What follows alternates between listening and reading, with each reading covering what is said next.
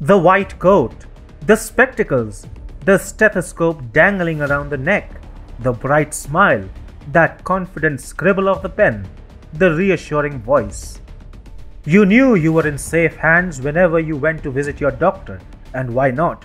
Being a doctor is no mean feat.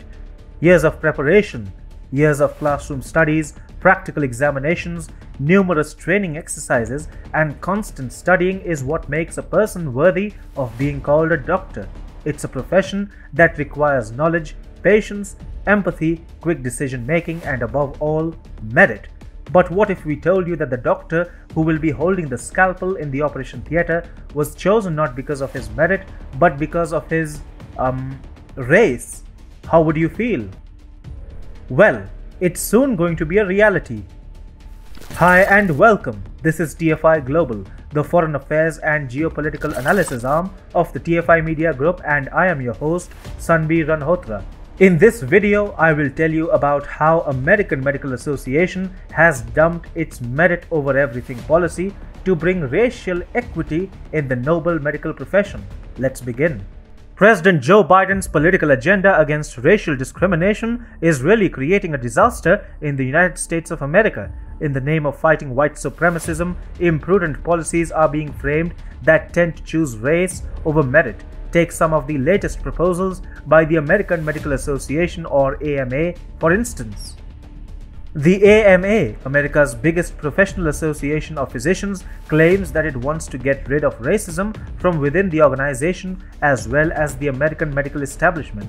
One of the proposals is, however, rather shocking, which plans to choose doctors on the basis of their race and not merit.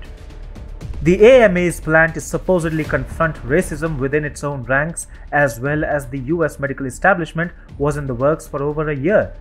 The leaders of the group that represents more than 25% of American doctors spoke of health inequities in the US and claimed that the pandemic, ongoing police brutality, and racial crimes have highlighted such inequities.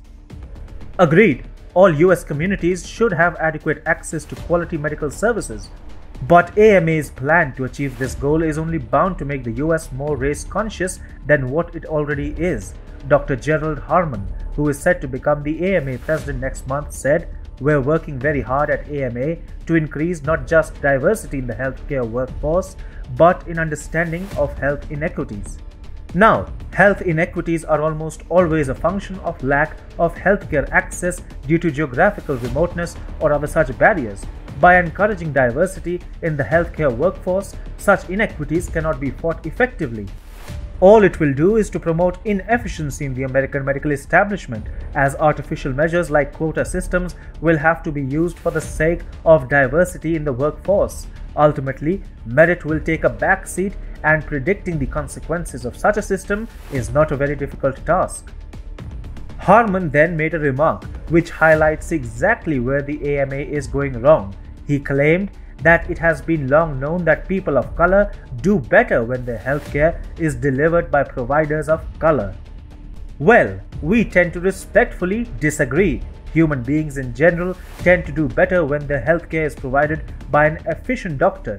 Now, that doctor need not belong to any particular social group. It certainly has nothing to do with race or any other form of social segregation. What the disadvantaged sections in the American society need is better access to healthcare as against the right to be treated by a different set of doctors on the basis of racial divisions. Yet, AMA wants to set an example from within. In fact, the biggest American association of physicians has gone one step further. It calls for adding members belonging to the Black, Hispanic, Indigenous, and LGBTQ communities. So, the medical profession is being divided not only on the basis of race, but also on the basis of sexual orientation. At the end of the day, the American medical establishment is going to get segregated on the basis of social divisions, which will only reinforce the existing fault lines in US society.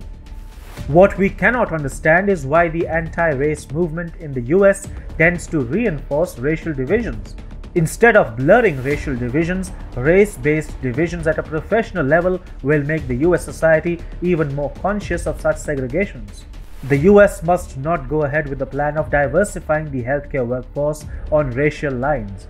Ultimately, it will do more harm than good, and in the worst case scenario, choosing race over merit in the medical profession can severely damage the US medical care standards.